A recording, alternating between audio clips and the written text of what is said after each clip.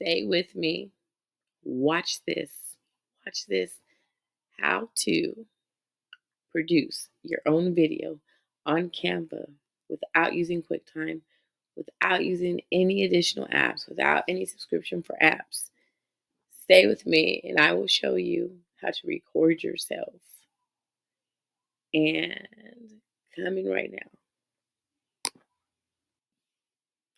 Okay, everyone. Now, the next step is to grab your pen and your paper, go into uploads.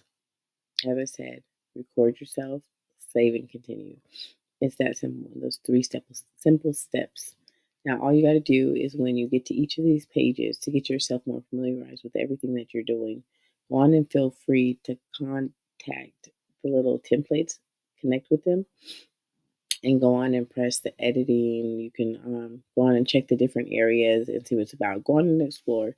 You can always delete your work. You can always redo your work and write down your notation so that way you understand it. Even though I started off with the briefing of it, that way you can go more thorough into it for the needs of your own.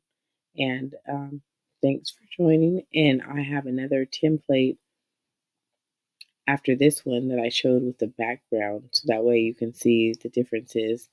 And as you see, I'm in my robe, so I chose the background that I chose for clip 1 as well as clip 2. So just like I said, fit it with your needs. Canva is pretty cool. It's something new that I've explored, something I've heard about for a long time. I will also be doing videos on Kindle and so many other software websites that you can also use, but Canva is the number one go-to. From what I see, from everyone I know, from business entrepreneurs, business people, corporate big heads, they're not too familiar with it. They're still trying to get into how to do this and how to do that. So what I decided to do is make a channel dedicated to tutorials of different kinds, and I don't want to get sidetracked, but